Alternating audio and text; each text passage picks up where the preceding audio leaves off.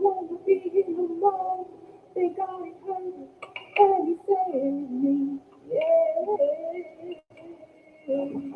What's up, what's up, what's up, everybody? You guys were just listening to Blood in My Veins by K Soul, guys. Check her out, K Soul Music. So, tonight, yes, tonight is going to be super dope.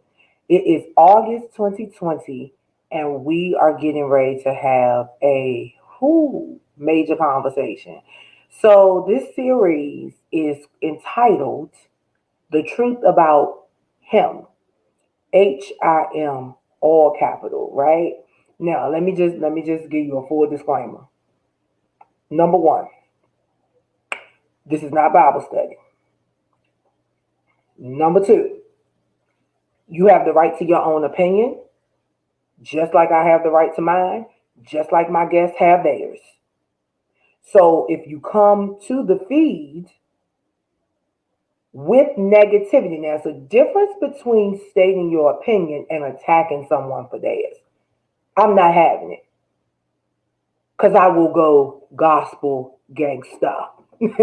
But it's 7 o'clock and we definitely want to get started. So tonight we are going to talk about who is Boaz. And so the reason we're talking about this, let me just give you some background and context. So a lot of times single women will say, I'm waiting on my Boaz, or you may hear married women say, I found my Boaz. But tonight, a young lady by the name of Shaquan is going to come and she's going to talk to us a little bit about who Boaz really is. And then I'm going to tell y'all how I feel about it, what I think about it, and where we're going to go next. So, guys, introducing to you August 2020 segment on All Things Authentic. The truth about him. Tonight's topic, who is Boaz? Hi, Shaquan. Hello, how are you tonight? Oh my gosh, I am so great, so great. And I hope you are as well. And I complain. I'm good. So, Shaquan, let's just dive right in because I know you're ready for this topic. Always. So, one of the things I want to do, guys, is there are only really two books in the Bible really named after women. And Hmm. we definitely got to talk about Ruth and Esther because you can't talk about Boaz and not talk about Ruth. But just to know, the the book of Ruth was written during the time that's very different from where we are now. And I think first and foremost, Shaquan, we got to put that out there because the thing is, we have to try and understand what it would be like to live in the ancient world of Moab and Bethlehem, which was run by men. Now, you might say, hey, the world is still run by men. Kinda. But I think and I'm gonna say we African American women, we holding our weight around here. But many Hmm. people think that the story of Ruth and Boaz is simply a love story where a Prince Charming rescues a damsel in distress. But it's not just about that. It's about diligence, it's about work ethic, it's about love, it's about relationships and all those type things. So tonight, tonight we're gonna talk about that. But Shaquan, go ahead and bring the people some of that biblical base so that they understand where we're coming from tonight. Okay. Well, thank you again for having me on this episode. I'm always willing to have conversation, especially about things like this. So the first thing first is if you haven't read the book of Ruth, I admonish you to read it. It's only 4 chapters long. And it's a story really about a person who is loyal and a person who is devoted and dedicated to a family. And in the story, as the book opens, um, Naomi, which is Ruth's mother-in-law, her husband and her 2 sons, which Ruth is married to one of the sons, they all die. So before they die, let's go backtrack. Ruth is a Moabite, which means she was not a Jew. She was not a part of the Israelites. So Naomi, though, she was an Israelite, and so were her sons. So they married Moabitess women. There was two women that people don't always talk about either. There was two daughter-in-laws that were now widowed. That was Orpah and that was Ruth. So Orpah decided to go home with her family, but Ruth decided to stay with Naomi.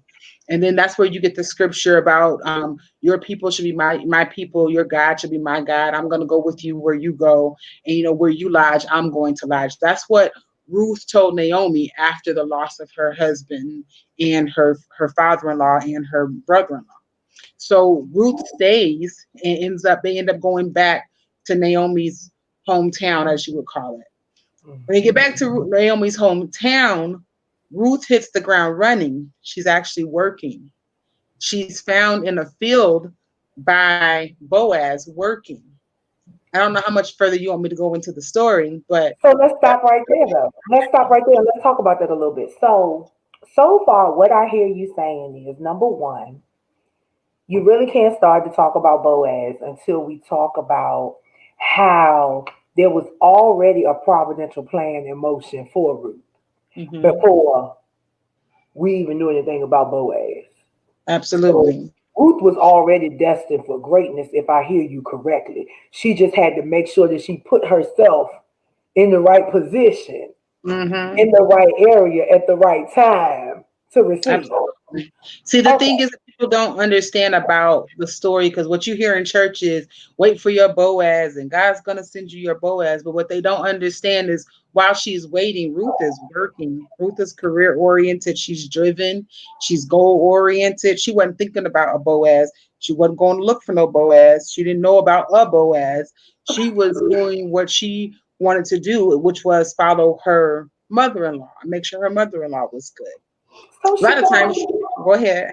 so what I hear you saying is Ruth was an independent woman. Extremely, Mm. extreme. And so she wasn't just sitting around waiting for this perfect man to come into her life. She was being diligent and she was preparing herself and she was making herself that good thing that someone would find if in fact they did find her. But it's not So, like she was longing for it. right. And I don't even think necessarily that she was understanding that she was making herself a good thing. She was already a good thing. She had a good heart. She came with a good heart. She came with a good mind. She came with a mind to work. She did not come with an ulterior motive or a second motive thinking that she might have got a husband again. Because if you read in the first chapter, Naomi already tells her, I don't have anything to give you. I'm too old to be producing a child. So even if God were to bless me to produce or to conceive a child, he's still gonna be too young for you. So I don't have anything. So Ruth did not go with the underlying motive thinking that she was going to get anything out of Naomi when she went. She went because that was now her family. And I believe she really wanted to be there for Naomi. A lot of times we get that so confused. Like we go to different things and we go through different things in life and we go to different events thinking that we're going to find somebody, or that we're going to, like, somebody is going to come out the woodwork and Boaz is going to be right there, when a lot of times women, we shouldn't even really be thinking about it. It should be we're getting ourselves together so much to the point that when somebody does come along, that they're like, oh man, they've already, like, the better question is, who did Boaz find? Boaz found a working, authentic, go-getter boss girl. He found someone that had a good heart, that had a good mind, that had a good spirit, and that had a willingness to work and to succeed in life, regardless of what life threw at her. So let's just take it there. So all right. Ruth was loyal because I hope you guys heard Shaquan correctly. She didn't say that Ruth went back to her mama. She went back to her mother-in-law even after her husband was deceased. Mm-hmm. How many of y'all out there can honestly say that you're gonna remain loyal to your in-laws even after your husband is deceased. Cause baby, I'm not gonna go there, but I already know what time it is. And I'm gonna keep it a stack. Even when I was in a situation to get ready to jump the broom, it was just like I ain't rock with my could have been mother-in-law like that because she was doing too much. So, but that's loyalty. The fact that she stayed with her mother-in-law and chose to follow her. You feel what I'm saying? The other Mm-hmm. thing I think it's important to understand, Ruth was tolerant. She was very tolerant, Oh, right? absolutely. Mm-hmm. You know, and she was selfless and Mm-hmm. hardworking. And we have to address these things before we can begin to even talk about who Boaz was. Because I'm with you, Shaquan. I get so sick and tired of hearing people in the church, and yes, I'm taking it there. I get so sick and tired of hearing people in church. All you hear is single ladies wait for your Boaz. Let me tell you something. A lot of the people that y'all are proclaiming are people Boazes are just using women as beards. I'm sorry, but I'm taking Woo! it there. Swallow A it, lot of swallow people it. that you are Take proclaiming it all are the way people down. Boazes are other people's husbands. Very well And true. Could be. so we need to be careful how we interpret these things. And who we call Boaz. Because we haven't got to Boaz yet. We're still talking about who Ruth was. This Exactly. is just, and like I said, this is only 4 chapters. So Hmm. we're still talking about the characteristics and the abilities of Ruth. Ruth was not a gold digger like people will make her to be. A lot of times in the Bible, or when you hear it at churches, that your husband gonna provide, your husband gonna take care. But if you continue to read with Naomi and Ruth, they had an inheritance of land because of the times they needed a man to let them claim it. So before Boaz even decided to go ahead and marry Ruth, he had to ask another kinsman first. Hey man, this guy actually you're before me in the lineage, and we'll go back to this in a second, but you're before me in the lineage. So, I know she's got some land. Do you want the land? He asked him first. And the guy was like, yeah, I want the land. And then he said, well, Ruth comes along with the land. Oh, I can't take Ruth. So a lot of times when Boaz is coming along, listen, when Boaz is coming along, they want what you've got, but they don't want you. Like the beard that she was talking about. They want what you got. They want that pizzazz. They want the administration that you come along with. They want the togetherness, but at the end of the day, they don't want to sleep next to you. So you have to understand who Boaz really was. First of all, Boaz was an upstanding dude. A lot of times we are passing up upstanding dudes thinking that the other guy that looks good is the Boaz when it's really not. So the one that looks like he's a gem, like you said, that's the beard. So Surely. we're the beard for them. So you have to understand. A lot of times people want your gift and they want your talent. They want the accolades that come along with you. But at the end of the day, they don't really want you. Surely you cannot be saying that Boaz in 2020 is not the same Boaz in BC. Clearly, you cannot be saying that because from what I've been told, we should be waiting for Boaz. And what I'm hearing you say is that the Boaz in BC time, and if y'all don't know what BC is, that's before Christ. So in BC time, what I hear you saying is that ain't the same Boaz these children talking about today. And so I think let's go there. well, But let's what go first there, thing Shaquan. before we get to that, I really want to go back and I want to say I thank God for our teaching.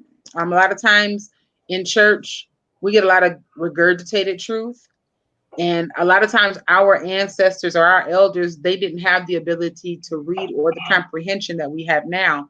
So they only can pass down what they know. And that's a beautiful thing that they wanted to. But now that we can read and we have great comprehension skills, let's read the story for what it is.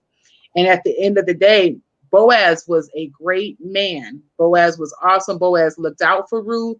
Boaz made sure she was good. But at the end of the day, he was not the only one. He wasn't even like, man, I just want her so bad. He wanted to make sure that he wasn't overstepping his boundaries. And a lot of times we overlook gentlemen because he's too nice, or because he's kind of, he's not hard enough, or he's not doing enough for me. And that's actually the person that you're overlooking is the one that's supposed to be the one that you're supposed to be with. A lot of times we overlook that person because he doesn't come with what you want him to have, or what you think that he should look like, or what you think he should be doing, when he's actually the one that's really paying attention and checking for you. So let me take back up. So Boaz didn't come with narcissism. Mm. He didn't come with a major title. He was just a man of great humility. He was hardworking, and he had a field. And this is what I need y'all to understand something. Boaz had a field of his own, which already implies that he was hardworking and responsible. And I think that what y'all need to understand is this: some men folk are just too lazy and looking for someone to feed on. So you need to Especially in the determine church. her. You need to determine if this is your Boaz, and if so, you need to flee. Man, if you are that Boaz that's lazy and looking for someone to feed on, you need to repent and keep it moving. Mm-hmm. Because what a man should be able to earn his living, he should be doing something and be consistent in it. And I think that's the other thing. As we talk about who is Boaz, Boaz wasn't thrifty. Like, he really Mm-hmm. ensured that his fields were left with something for those in harvest. Oh He yeah. really cared about the underprivileged. And this the other thing. And ladies, if y'all listening, if y'all watching, I hope y'all listening. A man who does not care about others will not make a good partner. That's good. That's good. That's So if true. all he cares about is his name, his entity, who people think he is, and all of that, that's not your Boaz, baby. That's your I'm not going there. That's not your Boaz, but I can put 5 letters in front of the AZ and tell you who it is and add a couple of Z's too. Mm-hmm. Understand what I'm saying? A man who does not care about others would not make a good partner. And what that says to you men folk, y'all need to respect your bodies. Boaz did not disrespect his body. Boaz was not out here sticking and moving every 5, 10, 15 women. Every woman in his camp, he won't sticking and moving. He won't sticking and moving the women that were tending the fields. Do you understand what I'm saying? He won't even trying to stick and move on Ruth. Mm-mm. But I'm gonna let you have it because I'm gonna bring it to the practicality. But you bring me some more scriptures. I mean, it's just a good conversation. Like, one thing I will say that I know a lot of us have read the book. A lot of ladies have read the book. Act Like a Lady, Think Like a Man by Steve Harvey. And his first 3 things were to protect, profess, and provide. I don't know if he understood how biblical that was, or if he understood that came from the story of Ruth. But that's exactly what Boaz did. He was a protector, he was a provider, and he was a professor. So protector, as in, he made sure when Ruth came into his fields, like she said, when Ruth, that she was well provided for. No man was going to touch her. No man was going to come at her the wrong way. He made sure that she had plenty of work, because that's what she wanted to. She didn't ask for a handout, and he provided to make sure that she was good. And then when it was time, he professed her. He let everybody know, what his intentions were toward her and what was happening. And a lot of times we get 2 out of the 3, and we think it's good because we got 66% of what we wanted. There is no 2 out of 3 when you're talking about a man that you're going to spend the rest of your life with. If he can't come 100, then it's probably time for you all just to consider yourselves friends. It doesn't have to be a bad breakup, but it's time to move on. A lot of 100%. times you stick around for the 66%, but you get angry when that man gives another woman 100%, because he will, but he just didn't give it to you, and that's okay. A lot of times we have to be okay with the fact that we are in somebody else's field. Get in our own field, and then we'll find the person who's checking for us. Get in your own field. So that's just like today saying stay in your own lane. Hello, somebody. So, all Mm-hmm. right. The other part of this is gentlemen.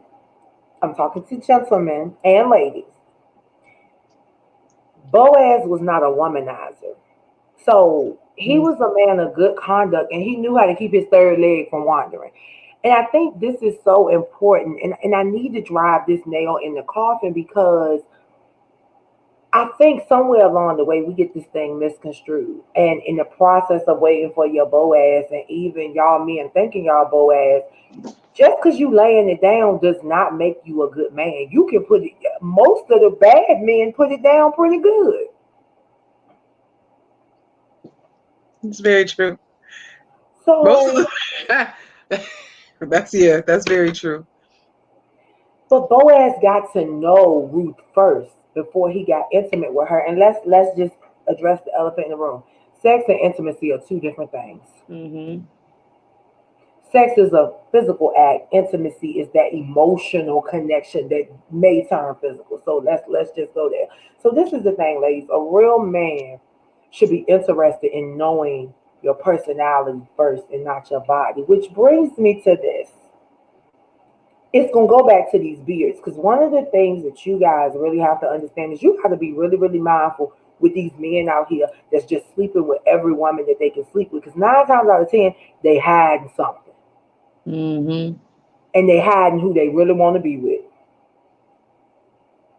That's good. And no, I do not have Tourette's. I'm blinking my eyes on purpose because I want you to hello somebody. Hello, somebody. Shaquan, don't do it. Don't you Uh, do it. I'm just, the conversation could go all kinds of different ways tonight. But like the one thing that I think I want to impress on people is there is not a there is not a formula for you to come by and grab a Boaz. Boaz was both Boaz and Ruth. They both had a destiny. They both had some place to go. Had Ruth not met Boaz, the seed of I mean, okay, 'cause as the story is, Ruth is Jesus' great grandmother. Had Ruth not stepped on the scene, would Boaz's seed been kept? No. However, the story would have been differently, and it would not have been of such a loyal person who was honestly redeemed. Like she had a husband, she lost what she had, and then she gained 100% more. Sometimes we're so afraid to lose what we have and to leave where we are, and we don't understand that once we lose that we are going to gain so much more in the interim. Not to say that what we're leaving is bad or it wasn't great, but it's to say that the what's to come is so much better than what's actually been. So a lot of times there's so much we can learn from those little 4 chapters and about who Ruth and who Boaz actually were as a people. They weren't always trying to be married to each other. They didn't even know nothing about each other. They weren't looking for spouses. They were excelling, I would say, in their singledom. Didn't last long because God had a purpose to bring them together for, and that was to produce Obed. So you could just go on and on and on about the story and how Ruth's life was changed because she did something that most of us, just like um, Lillie was saying, most of us wouldn't do. If I still had a living mother, I'm not going with my mother-in-law when I can go home to my mama. That's not happening. So she did something out of the ordinary. She stepped out of her comfort zone and she followed someone that didn't have anything. To think about it, Naomi would have been by herself had Ruth not decided to go with her. She probably would have made it back to her people, but it would have been a lonely walk for her. So sometimes we have to look at the bigger picture and decide, and be led in faith. Because I'm sure that's all it was faith leading Ruth. Nothing else could have put you in a position that's that uncomfortable. Wow. So, guys, you just heard Shaquan's words of wisdom and the things that she truly wants to impress upon you. As we begin to come to a close, you know, my words are always to the guys, and they always like, Lil, you always talking to the guys, but you a girl. Well, the reason I'm talking to the guys is because I feel like I have a lot of homies, and I've watched them in relationship. I've watched them ruin relationships with wonderful women Mhm. because they're looking for the next best thing. And they see these relationships that some of their friends have with these trophies, and the trophies look real good to them. And when they back it up, they backing it all the way up. Mhm. But when it comes time for them to sit down and have to get their business in order, they need a roof. Mhm. And one of the things that I want to say is, with all of these women and all of the women that you connect with and that you lie down with, how many of those women would take up your mother Mhm. and carry her on their back? Guys, I really want you to listen. Of all of the women that you find yourself connecting with and laying down with, how many of those women will truly take up your mother and carry her on their back? Ladies, how many of these gentlemen who got glitz, glam, and riches, not wealth, riches, Right. how many of them will lay down beside you and not invade your body? Or go out and invade somebody else's body because you don't want to give it to them? Uh-oh, did what? Huh? Hello, somebody. I'm a Mhm. drink. I'm a drink to that. Tonight's discussion, like I said, sometimes we have to step back and go back to our teachings to truly help you understand why this thing isn't about religion, it's about spirituality. And we're going to talk about that later in the month. But Shaquan and I have talked about this over and over and over, and she's passionate about this topic.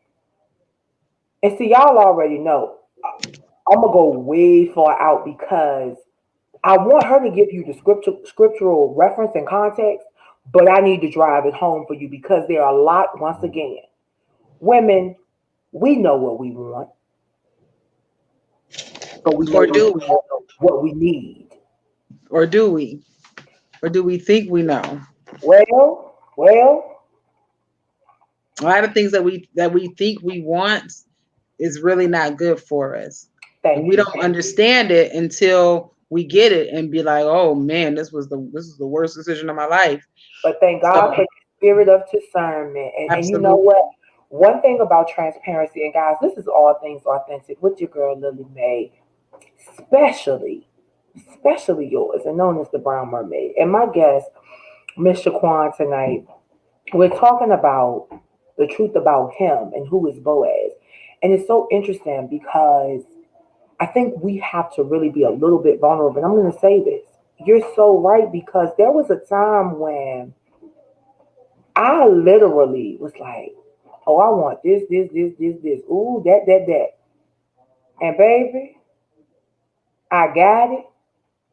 And it literally took me out to the point where I didn't know who I was. Hmm. And then I had to go back to my teachings and go back and start thinking about what I saw in my household. And I started saying, Leo, wait a minute. That ain't what you saw in your household. That ain't it. Mm-hmm. Because for me, my mother and father are the epitome of the story of Ruth and Boaz. Why? Because my mother had her field when my daddy came into her field. And he had his field. And they put their fields together and voila. You feel what I'm saying? So Mm-hmm. sometimes, guys, sometimes you have to look back from whence you come, and sometimes you need not look back from whence you come and try to figure out where you need to go. Because That's sometimes right. from whence you come is not good for you. Mm-hmm. And so if I could say anything to you guys tonight, and this is for ladies and gentlemen, purify yourselves. Continue to seek revelation and clarity in your life because a whole lot of you are out here in toxic relationships, all in the name of a title and position that you think people got that they really don't have. Hello, Mm-hmm. somebody. But Shaquan, take us out with your final thoughts and words of wisdom. Oh, it was just a pleasure being here today. Thank you for this opportunity to talk. I, I hope I can give like a minor plug to what I'm doing. Look for me on my Facebook page in September. Confessions of a Church Girl, the podcast will be coming at you. We'll be having more conversations like this in the future. I do appreciate, again, talking about Ruth. If I could tell you one thing to do, I would say read the book for yourself. Understand what it's talking about. The preacher is good because he helps us to understand, but understanding and comprehension is all in a matter of turning pages. So please pick up the book and read it. Ruth is only 4 chapters, and it will probably enlighten you to find out what you didn't know and what you thought you were hearing over the pulpit. So, All right, y'all heard it. Y'all heard it. Y'all heard it. Y'all heard it. Once again, thank you so much for checking in tonight. I'm Lillie Mae, and this is my special guest, Shaquan, who is dope AF. And you are tuning in to All Things Authentic. We'll be back next Thursday, 7 p.m., with the Allan Cole and the Raj Will, and we're going to talk about what is ministry. As always, guys, we love you and we're here to bring you joy, jewels, and justice. Have a good evening, ladies and gentlemen. good night.